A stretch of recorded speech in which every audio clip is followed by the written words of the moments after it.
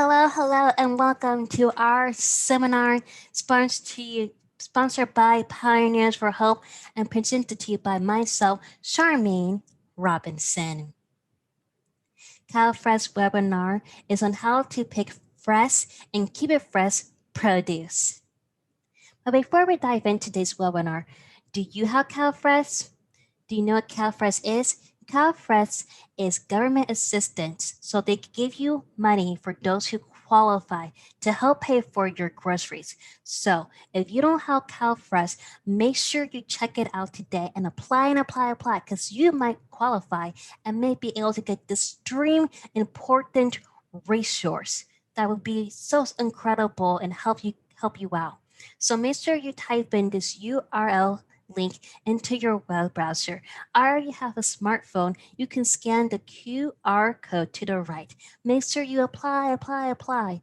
Everything I'm going to be talking about in today's webinar, you can easily use your CalFresh benefits for and pay for it at your grocery store using your CalFresh benefits. So for today's webinar, we have 3 learning objectives.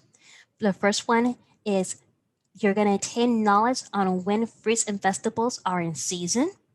Second, you're going to be able to easily identify when a fruit or vegetable is bad. And 3, you're going to learn how to properly store your fruit and vegetable for longevity. I don't know about you guys, but the summertime is coming up, and there's nothing worse than going to the grocery store and the next day you look at your produce and your apples are bad. Like, I just went to the grocery store. Why did my apples are already bad? Don't you hate that feeling? I do too. So we're going to give you some tidbits, the know-hows to make sure that doesn't happen to you, especially with the increasing temperatures this summer. We want to keep our produce fresh for longevity. So for today's webinar, we're going to be focusing on fruits, but make sure you watch the next webinar because we're going to be talking about vegetables. And then for our third webinar, we're going to be talking about spices and herbs. So make sure you check out the 2 webinars after this one, and let's dive into some fruits. So I don't know about you guys, but I love myself a good pear in the morning. I just think pears are the perfect combination of sweet and tart, and when you bite into them, they have a perfect crunch. I just love myself some pears. They're like my favorite fruit. But I didn't even know this. Did you guys know this? That there are different types of pears? Let's count it off together. There's 1, 2, 3, 4, 5, 6, 7, 8. There are 8 different types of pears. My mind is completely blown, everyone. I hope you guys are listening to me, and I hope your guys' minds are blown too. I hope we're all on the same page because I just did not know that there are 8 different types of pears. And not only are there 8 different types of pears, they have different uses. Some pears are more sweet, some pears are more tart, some pears are more green, some pears are more red. And we can read over this image. Go ahead and pause it so you can read over this image. But some pears are absolutely good for cooking with. Some pears are better for your salad, and other types of pears are good with sauce, cheese. They're good with pork. You can use it with dessert. You can make dessert with these pears. I mean, pears have all different types of variety, and you can incorporate them into your daily meals so you can eat healthier. So go ahead and pause this video and check out these different types of pears and the definitions, because it's really awesome that you can incorporate this into your daily meals and eat so much healthier. Because that's the point, right? We all want to be more healthier. So pears are in season during the fall and winter. After they pick, they get softer and sweeter. So that means after they're picked, that means they're going to start ripening and decaying over time. So that's why you want to make sure when you go to the grocery store that you get the right pear for you and not a bad pear. So some things to look out for when you're at the grocery store is you want to avoid bruising, soft spots, dents, or wrinkled skins. Those are all signs that is a bad pear. So leave that at the grocery store. Do not buy that. It's a waste of your money. Now, how can you tell when a pear is good? You want to check the stem and the flesh and make sure that it looks firm and fresh. actually pick the pear up. It's okay, you guys. You can test the fruit. Pick it up in your hand, and it's so feel firm to the touch. Test the base of the pear, and that's where it feel the most firm. After you purchase your pear, you can store in your refrigerator for about 3 to 5 days. So make sure after you buy it that you eat it at least in that week. So this is a diagram showing you what to do when pears are unripe. So how can you tell when a pear is unripe? We can look at the color depending on the type of pear, and you can also test it. If it feels super hard, like hard as a brick, it may be an unripe pear. So if looking at the first half of this graph, we see this type of pear. And this graph is telling us for this type of pear, at maximum, it's going to take 6 days to unripe. When it's this green color right here. And it's a lighter shade of green, it's going to take 2 to 3 days to ripen. Now let's look at the second half of the graph. The second half graph is a lot more easier to identify. It's more distinct because we can see here for this type of pear, when it's this green color, it's going to take 4 to 6 days to ripe, versus when it's kind of like this yellow medium color, it's going to take 3 days to ripe at most. And by the time it reaches the most yellowest color, it's going to be ready to eat. So this is just a little tool guide on what to do when you find a pear that's not ripe yet.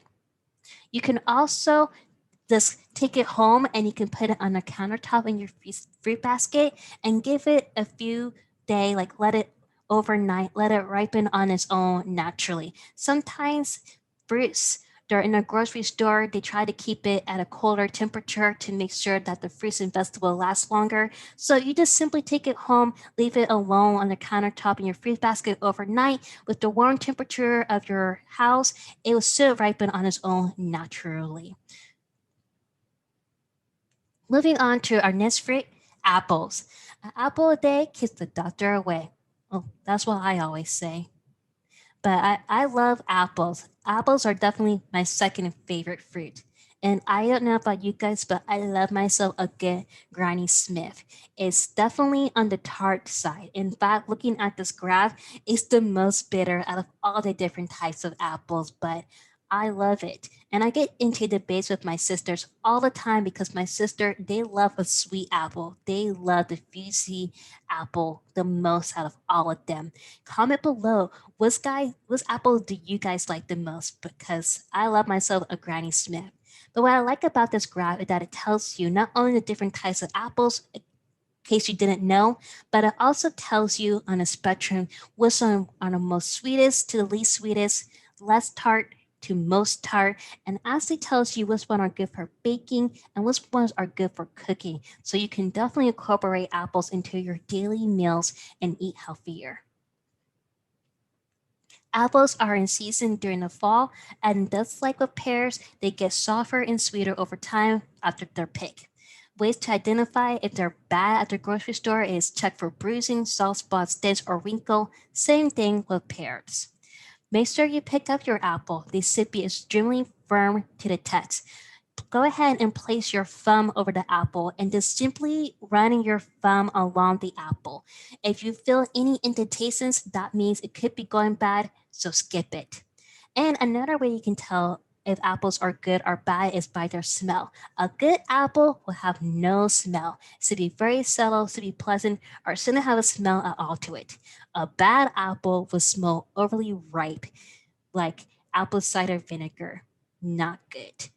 It's gonna smell overly sweet, it's gonna smell slightly fermented, and that's how you know it's bad. Once again, leave it at the grocery store. Please do not spend your money on bad fruits and vegetables. Mm-mm. Now, one of the most interesting things I learned from crafting this webinar, and I'm really excited to share you guys, is that did you know that you're actually supposed to store apples by themselves? I did not know that, you guys. So How many times have you seen it in commercial, the traditional fruit basket, and you see the apples, you see bananas, I mean, all the fruits are in there, and it's always in this decorative fruit basket on the kitchen countertop. That's actually a no. So, all fruits and vegetables naturally produce ethanol as they start to decay. It's natural, it happens biologically, so it's nothing to be concerned about. It's so edible. But what that means, in particular for apples, is that they cannot be around other fruits and vegetables who have this ethanol producing biological chemical because it actually triggers the biology in the apple. It triggers the apple so it starts ripening or rotting faster. So, have you ever gone to the grocery stores and noticed that the apples are usually laid out all together in one space? Is because if you start mixing them with the other fruits, they'll start to ripen and rot faster. So I'm telling you guys, when it comes to apples, follow the second picture to the bottom. Store them in a plastic tub all by themselves. Do not put them with the bananas. Do you want to put apples with apples and leave them alone? Apples are not socialites. They want to be by their own kind. I don't know. That's just how it is. I thought that was interesting too. So, when it comes to storing them, you can store them on your kitchen countertop. That will last about 3 to 5 days. And the refrigerator will last up to a week. Or if you want to keep the apples for a longer duration, you can also freeze them as well. Moving on to avocados. I don't know about you guys, but I love a good avocado toast. I love guacamoles. So, avocados are definitely up there for me as far as one of my favorite fruits. But did you guys know that there are different types of avocados? Like, for reals, comment below. But I did not know that. Um, so, let's do my favorite thing and let's count it down. So there are 1, 2, 3, 4, 5, 6, 7, 8, 9, 10, 11, 12, 13, 14, 15. There are 15 different types of avocados in this figure. I did not know that. Most of the time when I go to the grocery store, I only see this Hass avocado, but there are actually 15 different types of avocados. And once again, they all vary by shape, by color, and also more important, flavor. Some avocados are more sweet, while some avocados are more nuttier. Some avocados are more creamier, while some avocados are lighter and they have a mild taste. So if you're have a friend, if you have a friend or a family or yourself, you're not really a big fan of avocados, you might want to choose one of the avocados that have more of a mild taste. For those of you who love avocados, can't get enough, you might want to choose one that has a more richer taste so you can get the most out of it.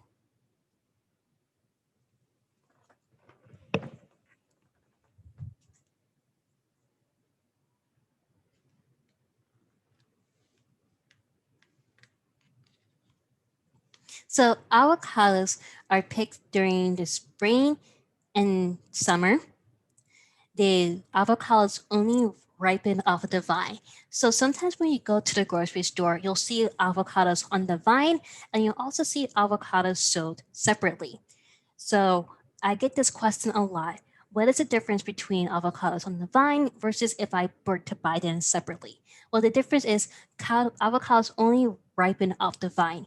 So when you buy avocado on the vine, they're usually not going to be ripe. You're going to have to take them home, pick them off the vine, and let them ripen at home. Or you can buy them in invisibles where they should be ripe. So that's the difference between the two. Now, when you're looking for avocados, you always want to check for bruising, soft spots, and you also want to check for cracks because sometimes avocados can split open, and that's a no. You can also tell avocados are ripe or overripe by the smell. Avocados develop a scent when they are overripe, so if they have a smell to them, that's a no-go. Look for ones that don't have a smell. And fun fact, when avocados are overly ripe, don't toss them out right away. You can also use them to make guacamole, you can freeze them for your smoothies, or you can use them to make a facial mask. So there's different purposes. So don't be so quick to throw them away. You might can repurpose them and reuse them for something greater like smoothies, avocado, and once again, a facial mask. So avocados to the test. So avocados that are perfectly ripe to be firm. The flesh to be pressed up tight against the skin. When they're overly ripe, they're going to be soft. They feel soft. The flesh is going to be separated from the skin. That's an indication that they're overly ripe. So, wait, if they're hard as a rock, and that means they're unripe, don't plan to use them for at least a few days.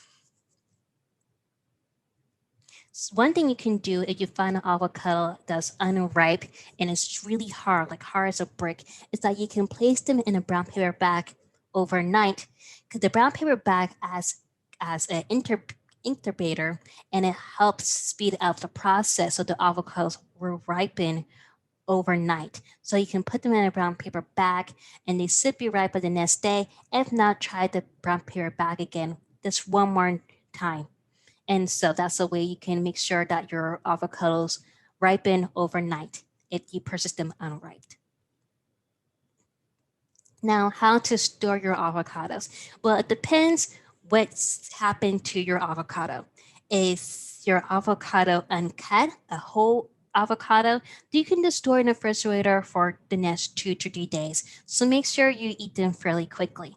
Now, if your avocados are cut, let's say I made some avocado toast, had some leftovers, and I want to save it for tomorrow, well, make sure you don't store them for longer than a day because now that they're already cut, the skin the flesh is exposed, and so that means they're going to ripen fairly quickly. So if you cut the avocados, don't store them for longer than a day. Make sure you eat them that day. And they're slow to ripening. You can cover a cut avocado in half with a plastic wrap. So now we're moving on to berries. I don't know about you guys. I keep saying that a lot because I really don't know. But like I really like berries too. You guys, I really do. And guess what? There's also different types of berries. So let's do my countdown. There's 1, 2, 3, 4, 5, 6, 7, 8, 9, 10. There are 10 different types of berries. And look at these pictures. They all look so yummy and delicious to eat. But let's take the time to actually read for some of them. So blueberries reduce belly fat. I did not know that. Raspberries help with anti-aging. Cranberries, high in fiber, prevents tooth decay, anti-inflammatory, and treats urinary tract infections. So I did not know this. Like, I did not know that berries were so healthy for you and promotes health. So you don't have to take all these different vitamins and stuff. Sometimes you can just eat berries instead. So make sure that you check this out because this is really important information. I'm gonna start eating cranberries today because I could definitely use a little bit more fiber in my diet. So starbursts during season during the spring and summer. After they pick, it does not ripe. So that's good to know. When you're picking starberries, you want to make sure that they all have a uniform red color. So you want to make sure they don't have any brown or black spots. That means they could be possibly going moldy, and you don't want those. Ripe strawberries have a smell that's delicious, sweet, and very fragrant. So they say smell good. If it smells bad, then it is bad. It's just that plain and simple. So sometimes when you're in the grocery stores, strawberries are either sold in a plastic bag, they're sold individually, and sometimes they're stored in a plastic can cell. So a plastic storage container. So when they're stored in the plastic storage container or in a plastic bag, make sure you pick that bag up, shake it around, make sure you hold it up to your eyeball, get a good look at it. Make sure you look at majority of those strawberries to the best of your abilities and make sure they're not bad because all it takes is one bad strawberry in the buns, and then the rest of them go bad like that. So make sure you look at what you're buying. Okay, make sure that when you shake them up, all the strawberries move freely. If they're stuck to each other, that's an indication that they're bad. Also, check the back. Make sure there's no weird substance. If there's like all these red, juicy residue, that means one of the strawberries probably burst and that strawberry is going bad. So you don't want that. So, yes, check the bottom of the bag, the clam cells, avoid any stickiness, and look out for moldy berries. Now, how do you store strawberries? So, after you purchase your strawberries from the grocery store, you're at home. Make sure the first thing you do is you want to wash your strawberries. We don't know where these strawberries have been because they've been in the store, they've been distributed you, they've been packaged, they've been shipped all over the place. And so we want to make sure for health concerns that we wash off these strawberries in all fruits and vegetables before eating it. Okay, once again, because this is important, wash all your fruits and vegetables before eating them. Okay, now back to our regular scheduled program. So first thing you're gonna do is you're gonna wash them. Then you're gonna put them into a salad bowl and line it with paper towels. The paper towels are gonna help absorb the excess water and help dry the strawberries. Then you're gonna place the strawberries in a single layer. So you're gonna make sure that they're not all bunched up together because that also promotes them decaying faster. You're gonna make sure that they're all in a single layer and then place them in your refrigerator for the next few days. And so 3 to 5 days, they should be ready to eat. 3 to 5 days, they should last in your refrigerator and make sure you eat them within 3 to 5 days. And yeah, strawberries are delicious. Now we're moving on to blueberries. Blueberries are in season during the spring and summertime as well. After they pick, they get softer, juicier, but not sweeter. So that's important to know with blueberries. Over time, they will become more tart. Once again, when you're at the grocery store, make sure you check for not molding. If they're overly soft, if they're leaking juice or have wrinkle skin, they're probably going bad. Once again, to the text. So blueberries are usually sold in a plastic container, sometimes a plastic bag, or sometimes as indivisibles. But you want to make sure that you look at the blueberries carefully.